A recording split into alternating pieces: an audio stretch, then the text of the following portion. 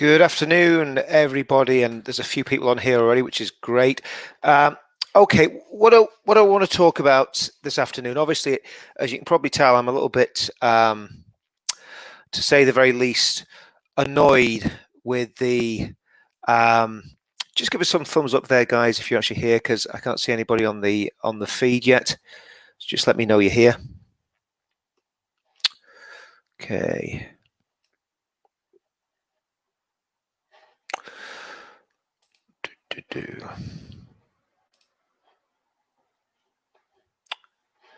Right. Anyway, okay, I'm going to crack on. If people come on, that's absolutely fine. Right. So the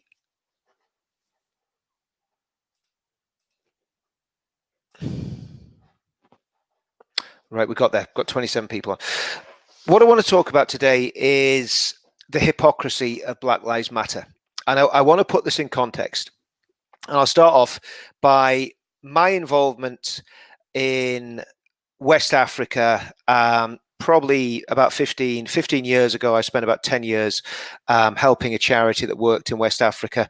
I'm just going to put a little video on the screen here. Just see. Let's have a little look. Share screen.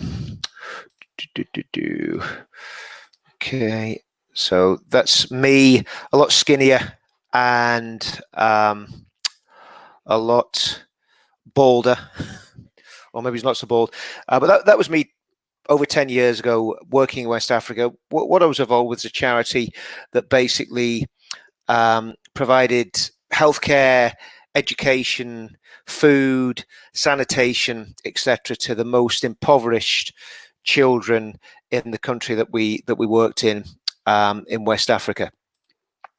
Now, while I was there, the country was a 70% Muslim country. While I was in that country, I very quickly realized two things. First of all, that the vast majority of people in the country, even though they were nominally Muslim, didn't really care about religion at all. All they cared about was surviving day to day. But the other thing I realized, there was a pretty extreme tribe of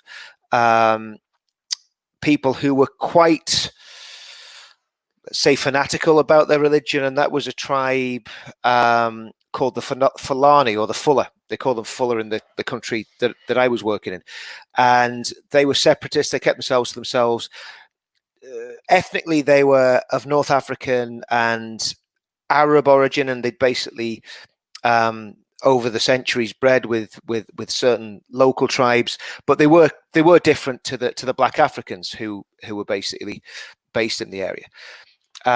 When we were out there, as you saw from that little clip of the video, we basically went to pretty inhospitable places. We stayed in a township, right in the middle of the township.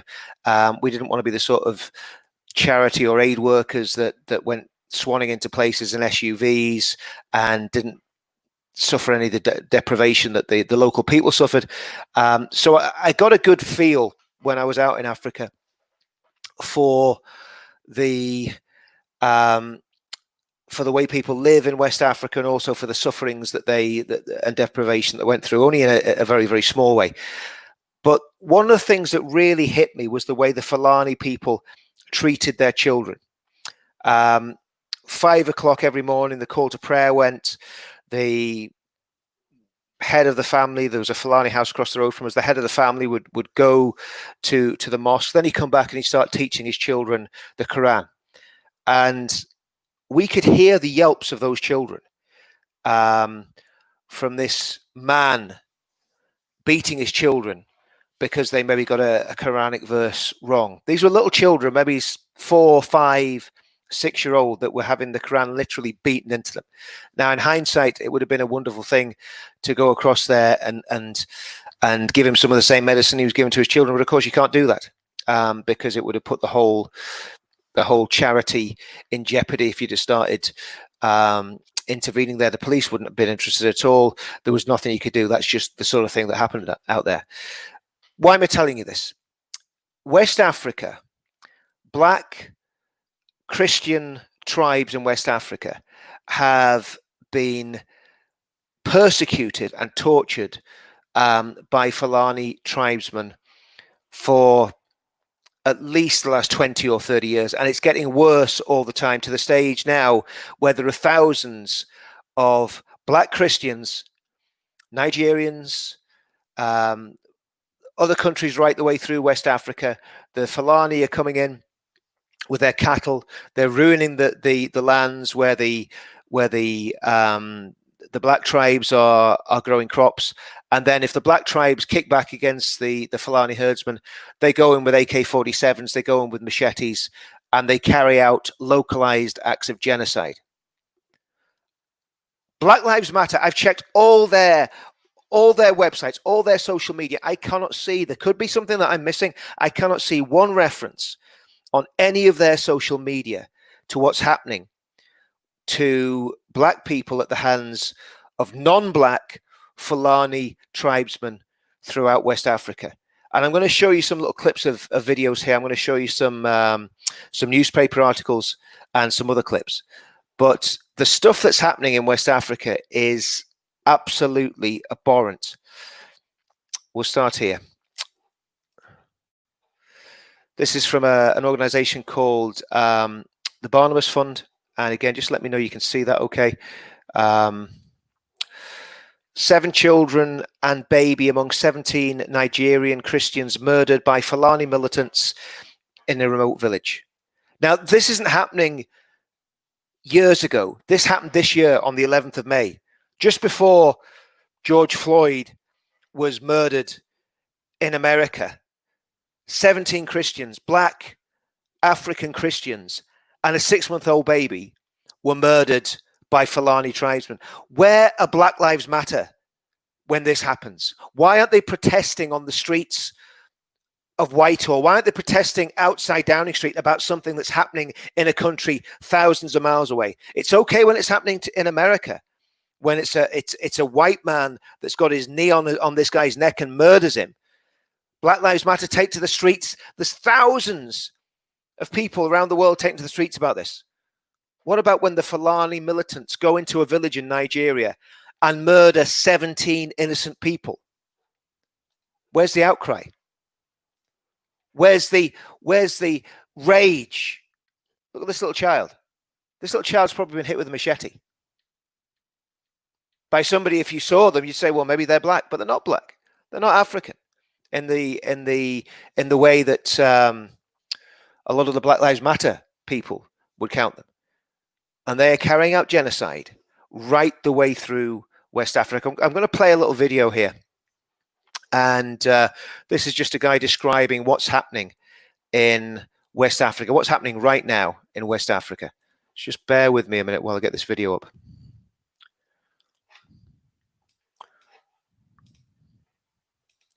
Give me 2 seconds there, guys.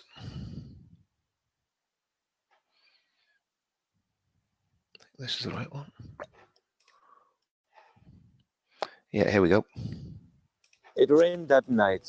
We didn't know what was taking place until when the Fulanis came with their sophisticated weapons, surrounded the village at night. And before our people know it, they tried to run after their lives. There was a casual. There was an aged man that was killed because when the children tried to run away, he was unable to go. They didn't pick him, so he was burned into ashes. This is my house. There is no any single thing that we carry out from this house as you see it. There are loss of life in the village, which we lost almost up to 15 people. By 2:00 p.m., they came in mass, over 300 people. Yes, over 300 people that came here again in the village.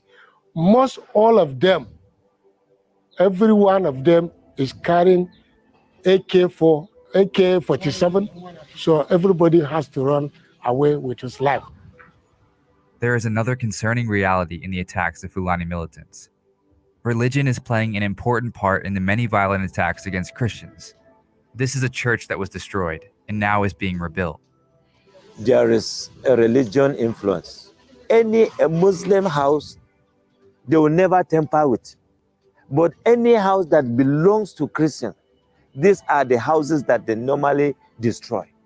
They attack mostly Christian, where Christian dominated areas, dominated area of Christian. That is why you see they burn our churches. But there is no any mosque that burned down, but all the churches burned down. Okay, I'm just going to stop that there.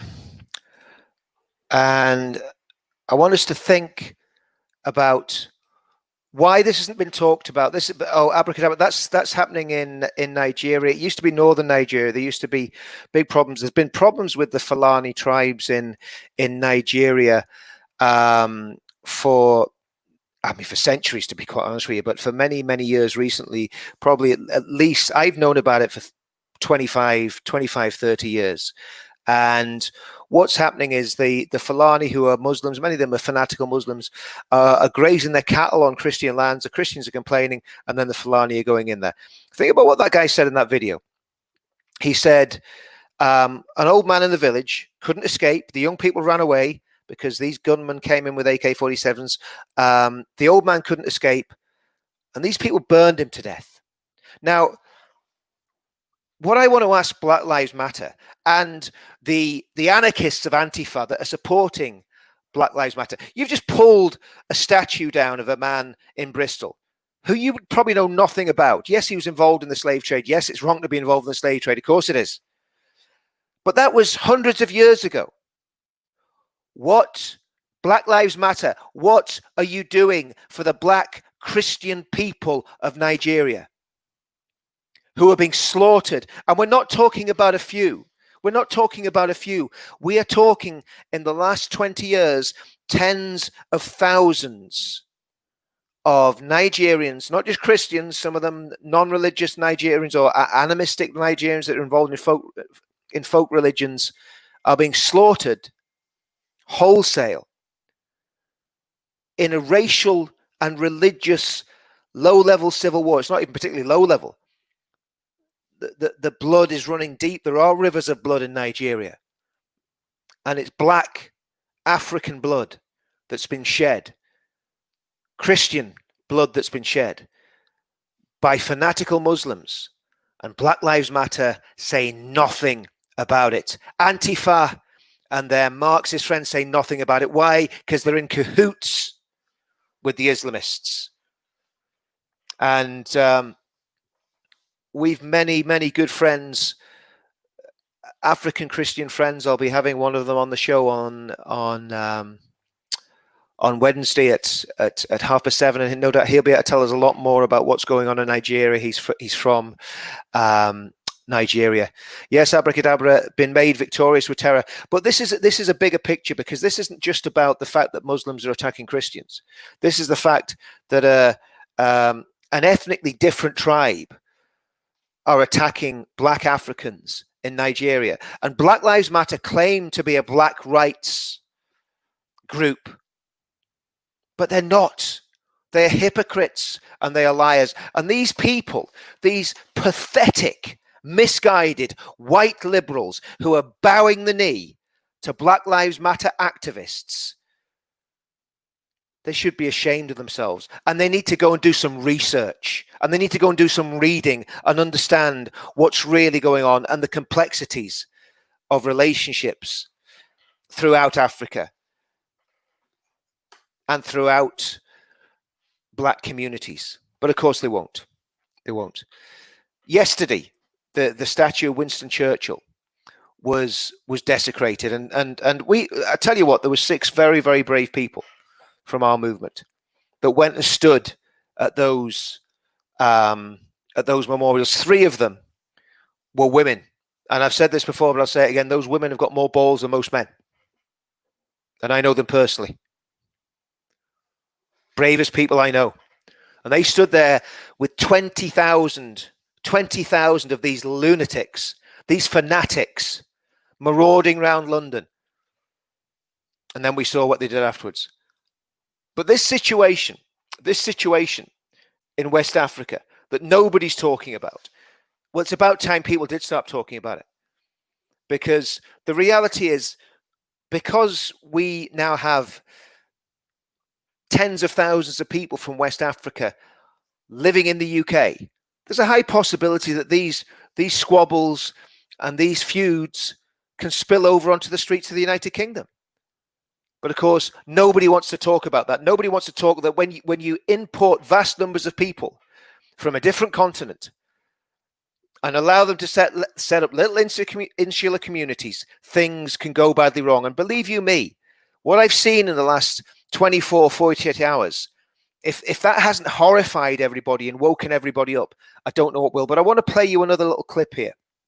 And again, this is a lady talking about the terrorism of the Fulani tribes in West Africa, and Nigeria is the biggest economy in West Africa. It's probably going to be one of the biggest economies next to South Africa in the whole of Africa very, very shortly, if it isn't already. If Nigeria falls into a state of civil war and disaster, that will have a huge knock-on effect, a huge refugee crisis. If we think there's waves of refugees coming across the Mediterranean now, wait to see what happens if Nigeria falls into a state of religious civil war. But just hear what this woman's got to say about what's happening with these Fulani tribesmen. And then ask the question, and we need to ask this of our black friends, what are you doing about what's happening to black people in West Africa? Do you care about them? Do you care about what's happening back there? Or is it just if a policeman gets a little bit heavy-handed with someone in London that you care? Let's have a look what this woman's got to say.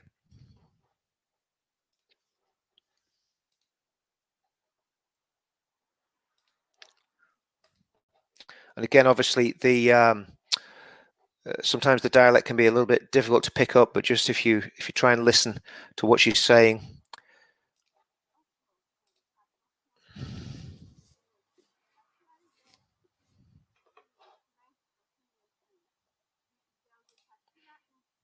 Okay, so again, just if you can't pick up the dialect, she's talking about, and this is actually very interesting because this feeds into the narrative of the way that fanatical Muslims treat young girls that are not Muslims. It's exactly the same as what's happening with the grooming gangs. Think about this. Think about what's happening in Nigeria. And what this lady's talking about. She's talking about little girls between the age of 9 and 14 being kidnapped and forced to convert to Islam. And I think she's already said it in the video. The reason this is happening is because the government authorities, I mean, this could be in Bradford or Keighley or Rotherham. The government authorities are turning a blind eye to what's happening with these black African girls that have been taken into sex slavery. You're pulling down a statue, Black Lives Matter, of a man that died 300 years ago, while in Nigeria, there's sex slavery going on right now. Stinks of hypocrisy.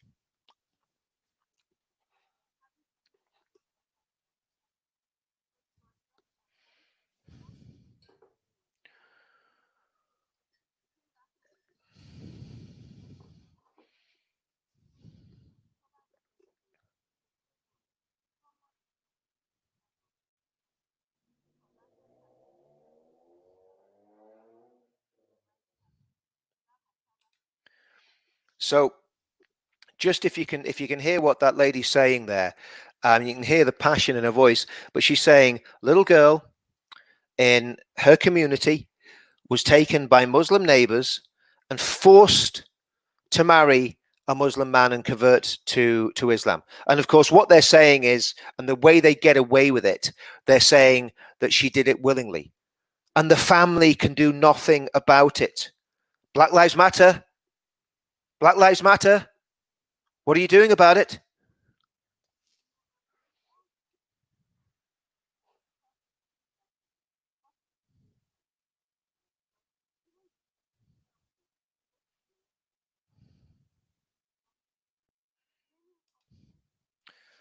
Now, see the parallels there between what's happening in West Africa, what's happening in Nigeria, and what's happening in Rotherham and Rochdale and Oxford, and now it seems in Barrow, this grooming scandal.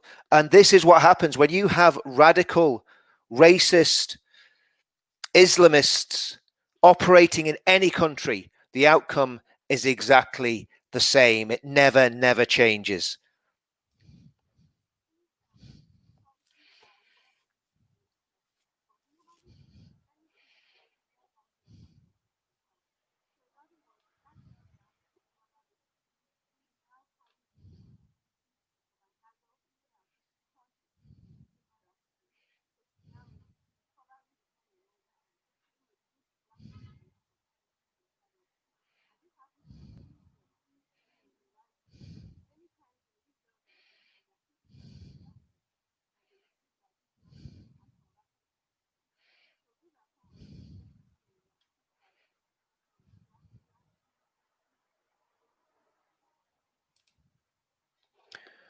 So notice what you said there.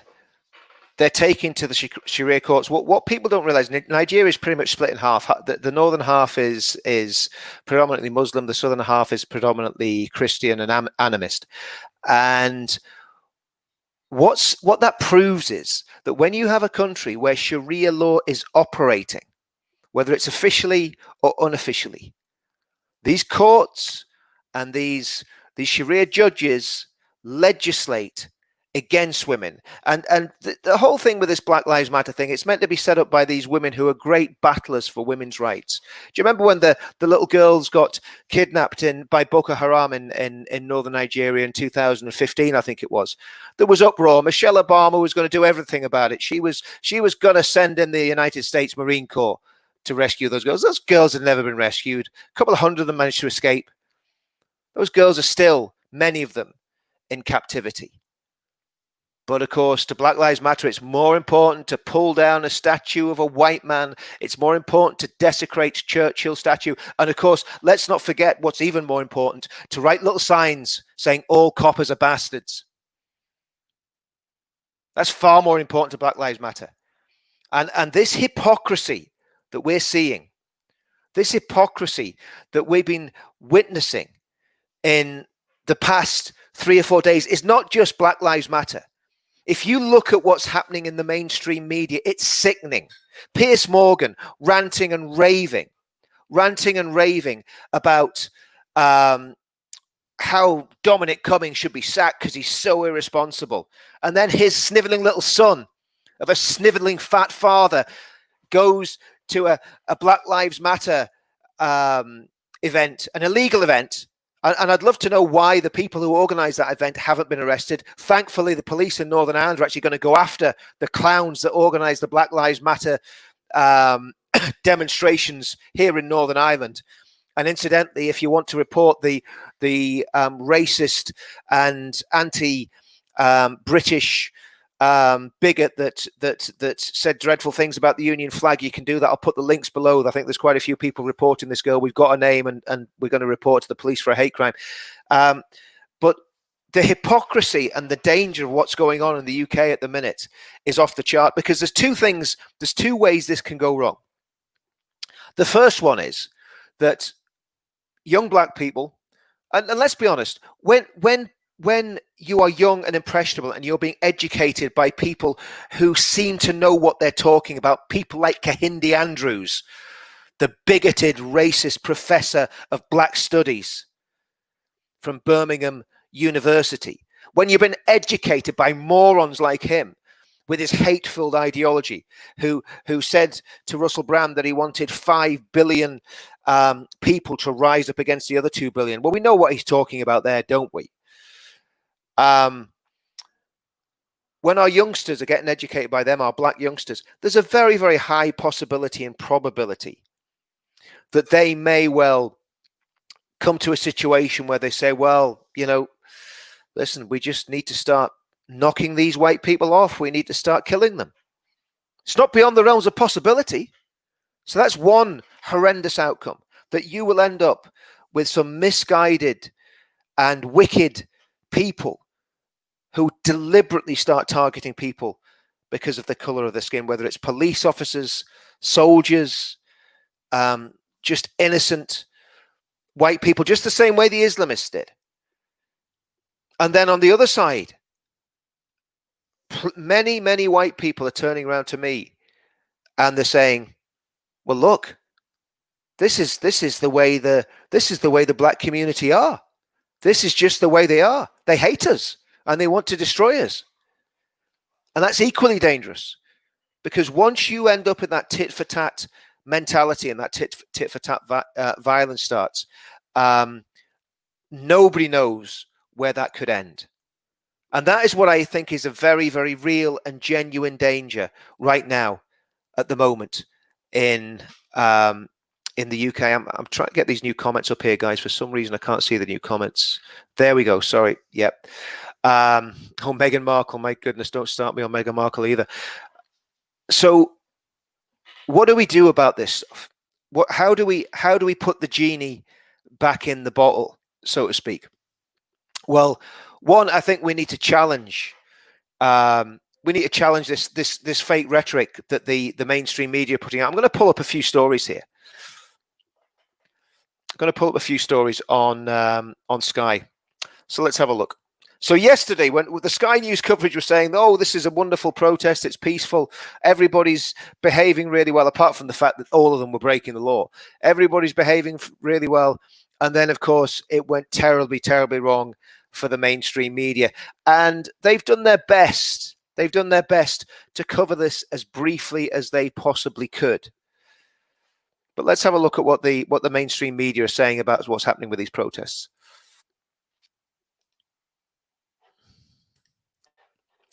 Okay, so there we go. This is Sky News. George, now look at the way they've put that headline. Look at the way they put that headline. George Floyd death. 14 police officers hurt as violence erupts at anti-racism protest in London. First of all, I do not for 1 minute accept that these protests are anti-racist. I think these protests are the most blatant racism that we have seen in my lifetime. I really do think that. Nobody ever would have called an organization White Lives Matter or Chinese Lives Matter or Asian Lives Matter. This whole idea of Black Lives Matter is absolutely abhorrent to anybody that is against racism. But just look at this. What they're showing, look at the way they've shot these scenes as well. Look at that. They're not protesters, they're rioters. Look at that guy there, little fat guy, little chunk with his fists in the air. And again, there's a lot of white Antifa there. You can see them. Look at them. These people are absolute scum. Do you know something? I want to tell you something. Back in the day, when we used to do public order stuff in Northern Ireland, if we had that sort of situation and people were attacking the police, now they're not showing the true violence there, right? They're not showing the true violence. They're not showing the bricks and the bottles and all the rest of it. They're just showing a little bit of pushing and shoving.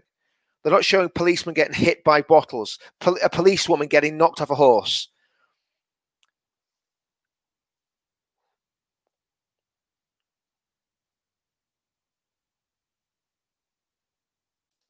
Many of these protesters do not view the police as being a friendly face. Well, why? Why not? What are they actually doing? At the end of the day, if you're not doing anything wrong, you shouldn't have any fear of the police. And look, I've been on plenty of demonstrations where the police have got out of hand, where the police have basically done things that they shouldn't do. But do I still support the police? On the whole, yes.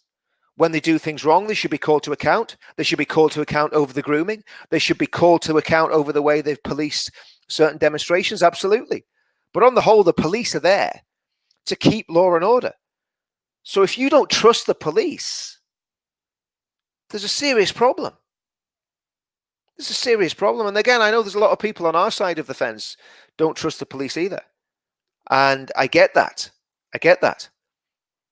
And there's good reasons for that, because to a great extent, certainly at the higher levels, the police is extremely compromised in its ideology and in the way it treats our demonstrations. Because I tell you what, if that had been us, we would have been getting literally clubbed off the streets. Believe you me.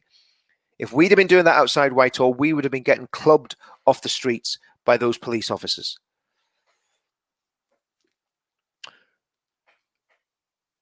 Spraying more memorials is very disrespectful. You're absolutely right. No, and you didn't hear anything about it on Sky or on the BBC. And I was watching the BBC this morning, and they were saying, is this a turning point? Well, what's this a turning point for? What do these people want? We live in the most tolerant and equal society in history in terms of minorities. If anybody has been persecuted now, if anybody is being treated as a second-class citizen, it is the white indigenous people of this country who are being treated as second-class citizens. Now, I'm not saying that in any way like these people that want an ethno-state say it, but I'm saying that that's the perception of many people in the country, and I believe it's a true perception. I mean, God help you, and I mean God help you if you're a white Christian male in the United Kingdom today, because you are right at the bottom of the Christmas tree, and you're not there with a whole lot of presents. You're at the bottom of the pile. And that's the truth. Yes, common purpose. These groups are absolutely controlled by common purpose. And that's another thing. Somebody just said about 1,500 people per day coming into the country. Mass migration to this country. The people who suffer most from mass migration are the working class of all colours. And you'll notice one of the things that you notice is when a community has become established in the country, whether it was the Irish community, whether it was the West Indian community, whether it's the Indian community, when a community becomes established in that country, when there's a new influx of refugees, those communities that have become established are some of the most vocal in opposing the mass migration into their areas of a new population, so to speak, because they're the ones that suffer, along with the white working class, that are the most deprived group, without a shadow of a doubt, in our society. You know, I tell you what, these people talk about white privilege. Come to Middlesbrough, where I was brought up, and talk about white privilege. Come to the Shankill Road in Belfast and talk about white privilege. Come to the Falls Road in Belfast and talk about white privilege. There isn't any white privilege there. But Anthony Joshua thought it would be a great thing to do yesterday to turn up at this demonstration. What were you doing there, Anthony? What were you trying to prove? You're a multimillionaire. Take yourself off and go and prepare for your next fight. Hopefully you'll fight Tyson Fury and he'll knock you out in the second round or something. What we're seeing here is such a dangerous situation. And where it ends, I mean, who knows? Who knows where it's all going to end? I'm going to pull up some more feeds here, because all the coverage on the media has been exactly the same. All the coverage on the media has been exactly the same. Let's just grab another one here. Evening Standard.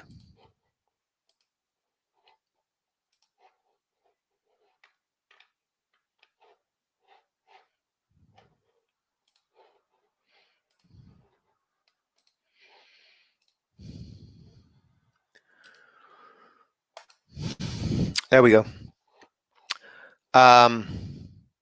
Chaos in London as clashes erupt during Black Lives Matter protests and police horse bolts into the crowd.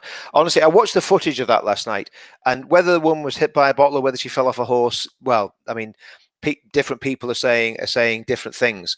But the way it was covered last night, I think it was on the BBC, you would have thought they said that the horse deliberately ran into the crowd and trampled some Black Lives Matter protesters. You know, I'm surprised the horse hasn't actually been taken and shot and put down for actually having the temerity to run when its rider was, whatever happened to her, whether she was thrown off the horse or whether she fell off the horse. Unfortunately, the video's not opening there.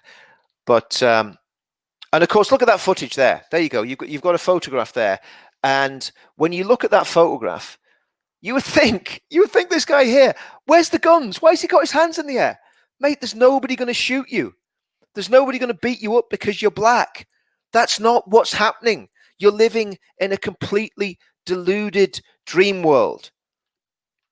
And like I say, if you want to know what it's like to suffer as a black person, go and live in central Nigeria in a Christian village, and you'll find out very, very quickly what it means to suffer for your faith and for the color of your skin.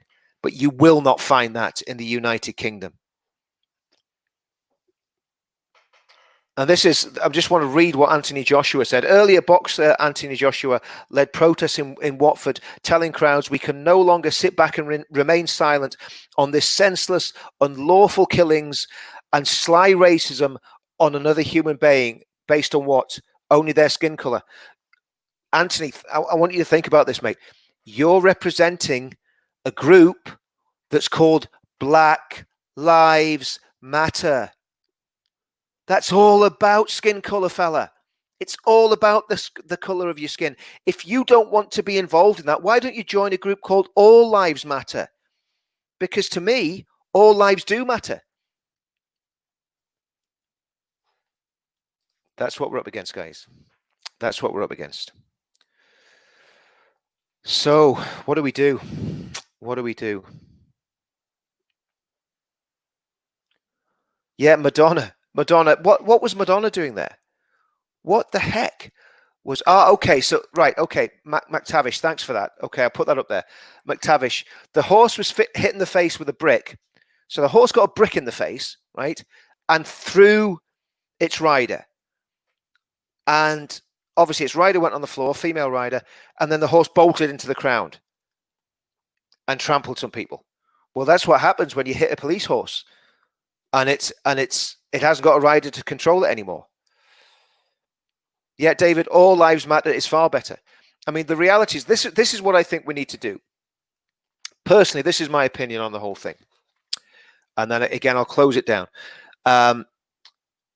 All lives matter, to me, is a fantastic idea. But what we've got to do, we've got to find sensible people, sensible Black, Asian,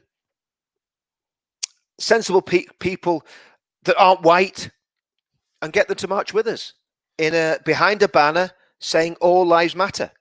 We've got to get the veterans. I mean, like I said, there were 6 people went to the cenotaph yesterday to guard the cenotaph. 3 of them were women, as far as I know. And they stood there on their own with 20,000 people. Now, I don't live in England. I for me to get to England, especially at the moment, is virtually impossible. There's plenty of people. There's plenty of veterans in London that are in our movement. I'm just going to challenge you guys. Where were you?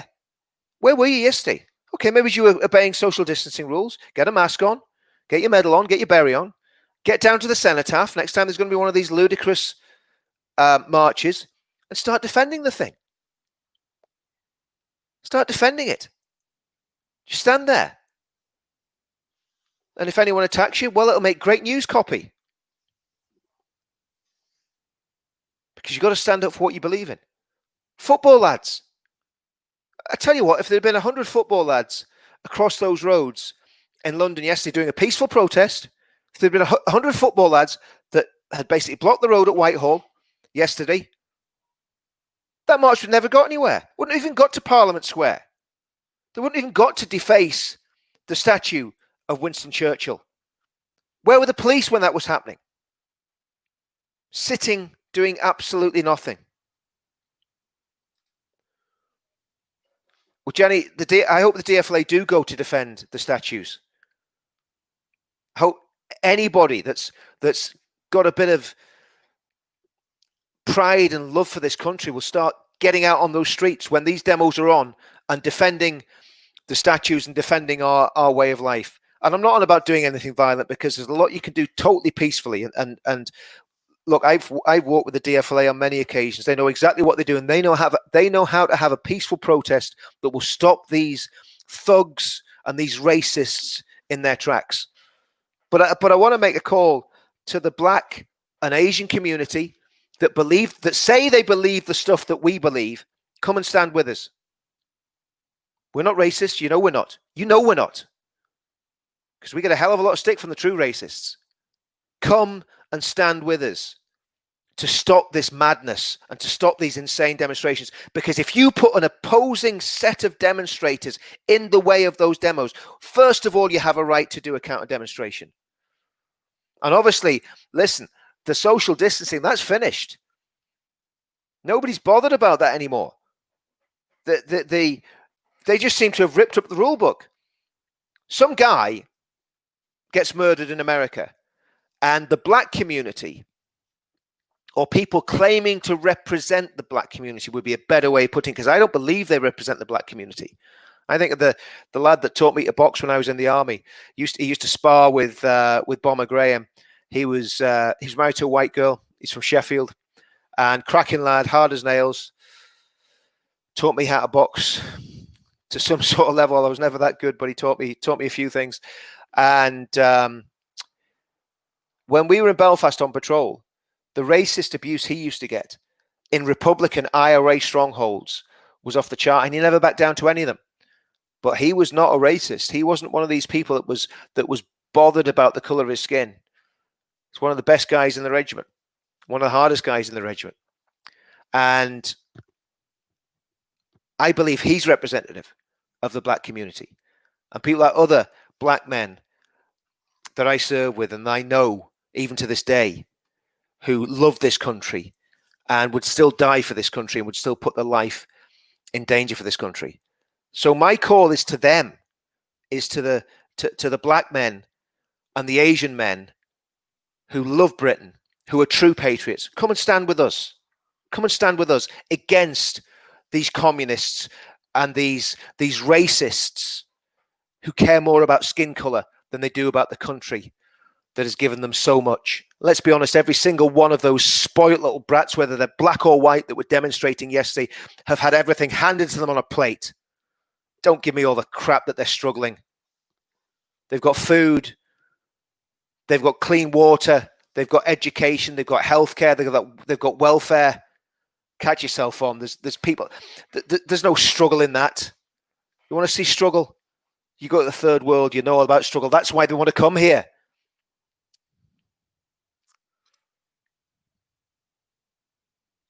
They can't. They would be attacked by their own communities. Well, I hope you're wrong about that, abracadabra. I hope you're wrong about that, because I don't believe that these people are representative of those communities.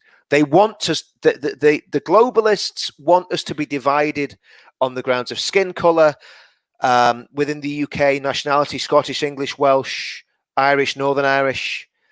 That's what the globalists want. They want to divide the people of the British Isles on those grounds and make us fight against each other. I am not going to sign up to that. I'm not going to buy into that. But I'm challenging the black people who agree with me and the Asian people who agree with me. Come and stand with us. Come and stand against the insanity that's going on. Well, Gary, you're asking where the march or the protest is again. Well, at the minute there isn't one. And one of the problems you've got, if you actually officially call a march, if I called a march and said we're going to do a march on this date at this time, last time I spoke to the police, according to the police, I could be arrested under the Serious Crimes Act. Well, I'd love to know if that's happened to the people that organised the Black Lives Matter protest, because somebody must have organised it. Didn't happen by accident that they got thousands of people onto the streets. But what I think people could do is organise themselves in small local groups to have peaceful, static demonstrations at various points along the route of the march. And if that means blocking roads temporarily in a lawful manner, because obviously the roads are going to be blocked by the racist marchers, get onto those roads and slow things down a little bit. That's what I would do. Like I say, I'm in Northern Ireland, so it's going to be very difficult for me to get across. Simon Shears, if you do a march, then you've played to the Marxists and faith. I don't think so, Simon. I don't think you have. I don't think you've played into their hands by doing a march. I'm not on about doing a march. I'm on about just getting a mixed race crowd to stand in the road and say, we support all lives matter, not Black Lives Matter. We're for all lives. And everybody in this country standing with each other. Karen, What's Karen got to say here? I was listening to a black girl on Sky News this morning, and she was saying that has nothing to do with him that died in America anymore. It's just thugs who came out to go somewhere. Yes, you see, Karen, they're the sort of people. They're the sort of people that we need coming out on our demonstrations. Because, you know, I mean, and we've had loads of guys, loads of black lads, loads of Asian lads have come with us and stood with us because they know the situation. They know what we're doing. Peter, well, if they're going to have a march next weekend, I think it would be a great thing to get a very strong presence of people onto the streets of London next week, or whenever you can. Like I say, I can't. You know, it's almost impossible for me to get out of Northern Ireland at the minute. But no doubt, if I got to the airport, they'd probably arrest me anyway. But I think if you can get to a march next week, or you can get to somewhere, what needs to happen is those landmarks like the Cenotaph, the Trafalgar Square, certainly Churchill's statue, they need to be protected. We need to put people around them. And if it means just getting a ring of, say, 30, you probably need a ring of 30 to 40 people to link arms and stand around those statues. You know, get the black hoodie on, get the mask on, so that you can keep yourself safe from COVID-19, and go and stand there and protect those war memorials and those statues that are so precious to our culture. We can't let these thugs get away with defacing them. But we've also got to send out a very clear message that we will not get dragged into a race war. We're not going to get dragged into what they want. They want a race war, and the white supremacists want a race war as well. Of course they do. Of course they do. You think Churchill will come down today? I think if anyone pulls down the Churchill statue, well, you'd like to think that people would say enough's enough. We're not going to take this anymore, and then there'd be a mass counter demonstration. Yeah, who's put that? Somebody's just put about the UK. The UK abolished slavery. It seems so. It's let's go on. The UK abolished slavery, but unfortunately not racism, it seems. So let's get it all done. Yeah, I agree with that 100%, David. Isn't that great? I mean, you know, I didn't come up with that. Somebody else came up with the whole thing of all lives matter. But I think all lives matter is a great tag to put on a banner, just a massive big banner with all lives matter, and it being carried by people of all the different groups in this country that love the country. And let's be honest, this is where the rubber does hit the road. This is where, if you're a black man, if you're an Asian man, and you love this country, it's time to stand with us. It's time to stand up and be counted. We've had them before. We had Mo Fires. We had plenty of other guys come and stand with us. Well, if you think what's going on, if you're in that community and you think what's going on at the moment is wrong, then you should stand up and talk about it. Because I've told people that are racist on the white side of the fence what I think of them. In the same way I'm telling these black people what I think of them if they're being racist. In the same way I tell the Islamists what I think of them when they're wanting their insane caliphate. It's disgusting. Has no place in Britain. Any of this hatred. And we need to oppose it. We need to oppose it. BBC headline, what's this we got here? BBC headline, 27 police officers hurt in peaceful Black Lives Matter protest. Please tell me that's not true, Lisa Marie Fudge. I need you to put the link into that, because I can't believe that even the BBC would be that stupid. Can somebody find that for me? Is that true? Let me just see if I can find this. 27 police officers hurt in peaceful protest. Surely that couldn't be true. Let's have a look. Let's have a look. Let's have a look.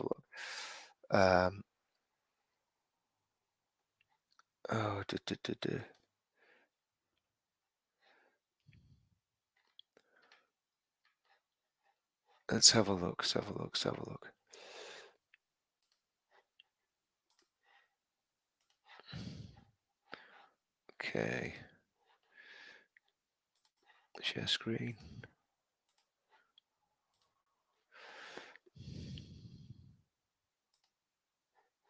No, I thought that Lisa Marie. Sorry, I can't give you that one. It would have been very funny if it had been true, but it just says London anti-racism. London anti-racism protests leave leave 27 officers hurt. But of course, in a way, it is exactly what they were saying. It is exactly what they were saying, because they were basically saying that the protests were peaceful protests. But honestly, if you can find that link where it says exactly that, that would be a very interesting link to actually see. Simon Shears, I have a dream that my children will one day live in a nation where they're not that. Listen, Simon, I have said that so many times. I've said that so many times. These people hate what Martin Luther King Jr. believed in, because Martin Luther King Jr., and this is what we're doing and what we've done. We're reaching out to communities. We're not standing in judgment on people because of the color of the skin. We're saying, come and stand with us against racism. That's what we're saying, because we're the real anti-racists. And these absolute scumbags who are calling themselves Black Lives Matter, and they are scum. They are scum because they've got an agenda. They've got an agenda to destroy this country and to sow division and to stoke a race war. That is what they want. They are hateful bigots. So listen. Oh, the headline. Lisa, you've got to put that on Twitter and tag me in it, because I want to see that. That's brilliant.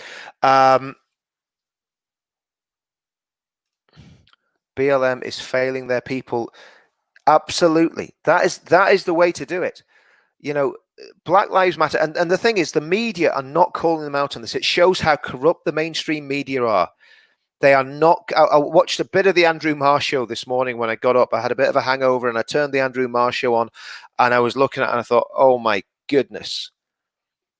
And it was just more of the race baiting garbage from the left. And it's just incredible. It's incredible the lack of challenge and the lack of journalistic integrity.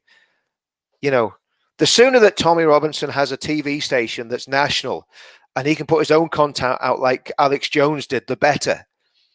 Because in fact, we've got them. We've got Unity News Network with David Clues. And the other catchphrase that they're using at the minute is no justice, no peace. What are you trying to say, Black Lives Matter? Are you trying to say that, I mean, as far as I know, the person or the persons that were involved in the murder of George Floyd, or the death of George Floyd, of course, nobody's been convicted, so let's just say the death of George Floyd. Looks like it was a murder, but let's say death for now. So the people that were involved in that, they've all been arrested. I think they're all in prison. One of them's been charged with murder. Didn't happen in the UK. I want to ask a question. Does anybody remember PC Keith Blakelock? Anyone remember him? Broadwater Farm riots? Hacked to death? Police officer? With a young family? I think he was only about 28 years old. Doing his duty for his country? Hacked to death by a black man? Does anyone remember that? How people forget. So you don't see them screaming about that fella and what happened to him. You don't see them screaming about Lee Rigby, what happened to him. You don't see them screaming about Chris Donnell and what happened to him. And of course, it was that lad in Peterborough that was murdered by a Pakistani gang years ago. And again, nobody says too much about it. Nobody talks about these things. Nobody talks about Michael Salter, who was murdered by a Pakistani man up in Middlesbrough. Nobody talks about that.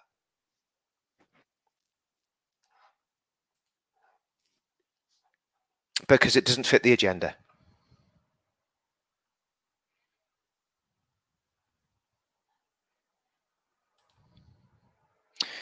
John Smithy, when have we got?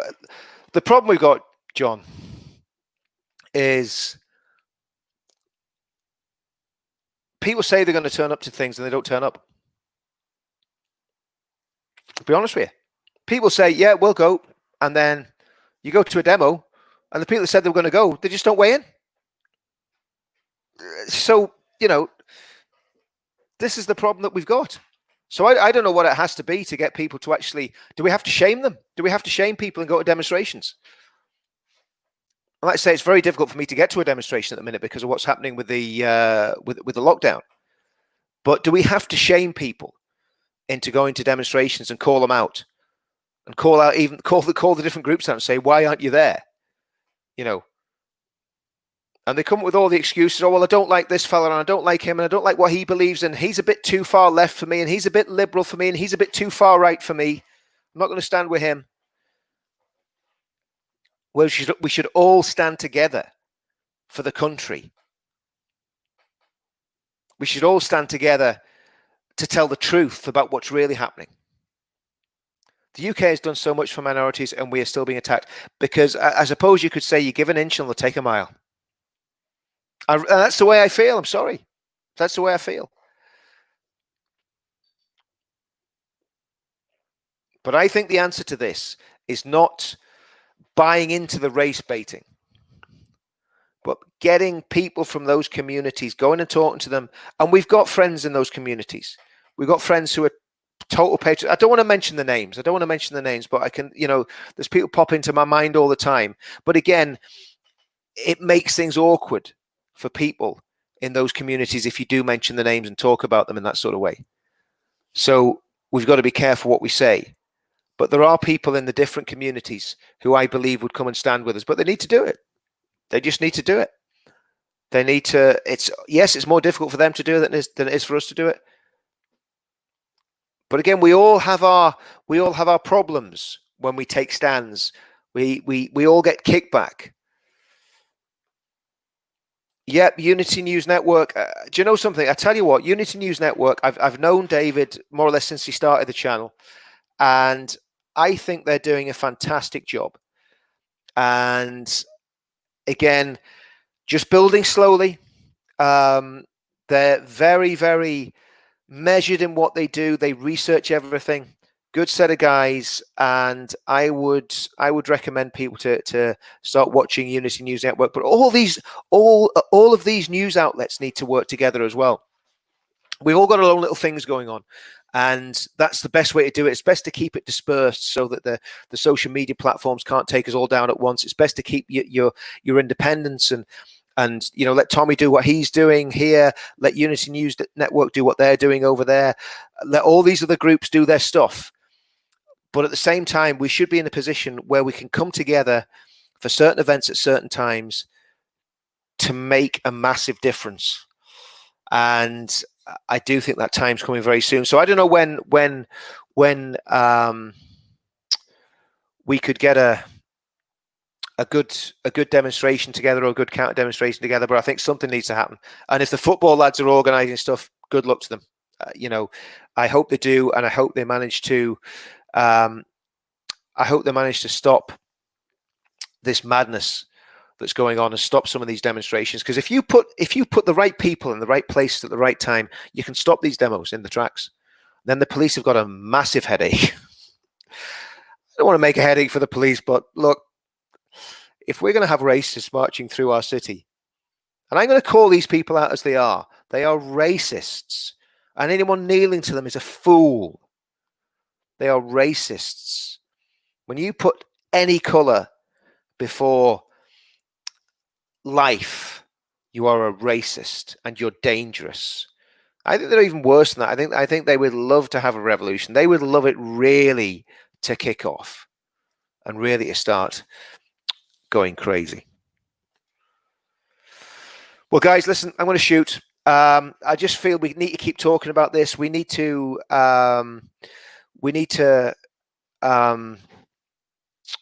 keep discussing what we do and how we do it. And that's why I'm doing these lives, because I want to see, I don't want to just go on a rant and not have any interaction with people. I want to see that what I'm saying makes sense and that I'm not just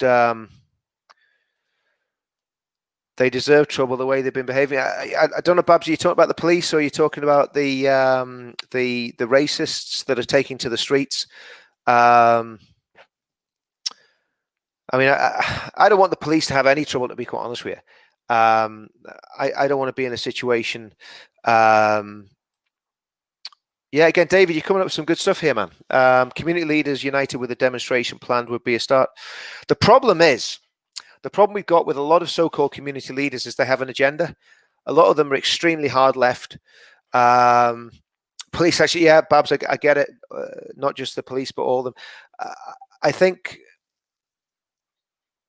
we need to do something that is peaceful, but that is very, very powerful and very symbolic. And I think that the best way to do it is to get together with people from different ethnic backgrounds with a big banner saying all lives matter.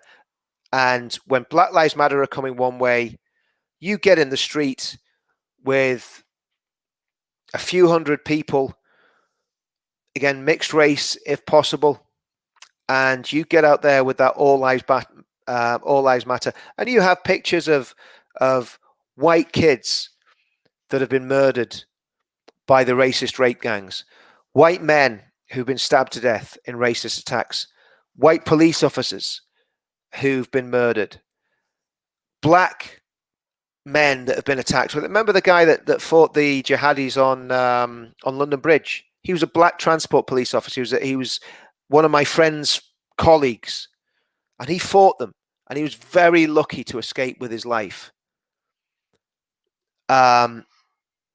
So that's what we need to do. We need to say we're for all lives. Anybody that gets killed unjustly by whoever, that's a crime. Remember that little lad, Damilola Taylor, was stabbed to death. Just a little kid. Nobody makes as much fuss about Damilola Taylor as they do about Stephen Lawrence. What happened to Stephen Lawrence was tragedy. What happened to Damilola Taylor was a tragedy. What happened to Michael Salter in Middlesbrough was a tragedy. So we need to have that balanced view. That balanced view. And that's what we need to do. Guys, I'm going to go because I've been on a rant for an hour there now. I hope you've learned something about what's happening in Nigeria, which is absolutely horrendous. And the problem is with mass immigration, guys, I want to tell you something. We're importing these problems. We've already had Congolese gangs and Somali gangs and you know, these sort of little gang cultures cropping up in London where the different gangs from different countries are sticking together and they're having a rattle at each other. We've got huge problems with Albanian drug dealers, Turkish heroin dealers, Pakistani heroin dealers. This is right the way throughout the UK. Of course, a lot of white people involved in the drug trade as well. I mean, you know, but the reality is the more migrants you bring into the country and the more immigrants you bring into the country, especially the illegals, then they're starting off straight away on an illegal footing. And we need to get a grip of immigration as well. And again, ethnic minorities benefit. If we get a grip of immigration, the ethnic minorities benefit from that because they're going to be living in overcrowded areas. So we need to get these guys on board. We don't need to have any more separation and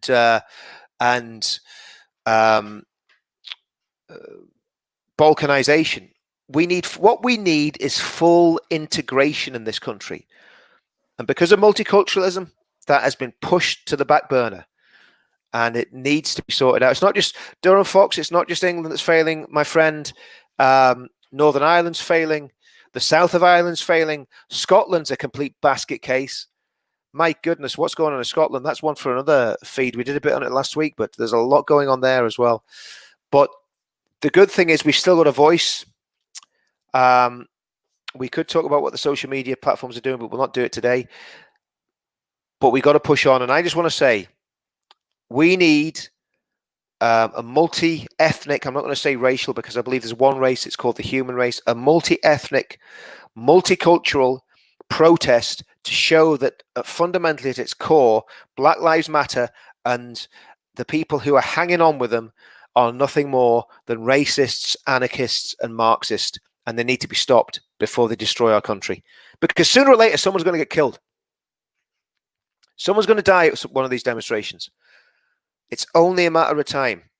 And we could talk about, I saw some footage of that scruffy little scraggly looking scumbag, the skinny fella, literally setting up some of the lads from our movement yesterday and literally pointing them out to lads in the demonstration and setting them up. Sooner or later, somebody's going to die.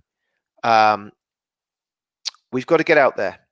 We've got to get out there, and we've got to stop this in its tracks, and we've got to do it in the right way, where we don't end up, we'll get demonized anyway, but we've got to do that in as multicultural a way as possible and show what we're really about. Right, that's it. Rant 100% over. I'll see you guys all soon. I was only going to do 45 minutes, and it's now an hour 6. Do you know what it is? When the comments get going, I like reading the comments, and it's good to interact. So, guys, I'll see you all again soon. Hope you enjoyed the feed, and let's do it all again in the next couple of days. And oh yes, by the way, Pastor Wally Babatunde will be with me at 7:30 on Wednesday evening, 7:30 Wednesday evening. Pastor Wally Babatunde. I'll set the thing up. I'll get it shared. If you guys can all share it as well, and like and subscribe to this channel as well, because I want to build this as long as I can before YouTube eventually ban me for saying something that doesn't work with their community guidelines. But yeah, I'll see you all soon, guys. Like and subscribe.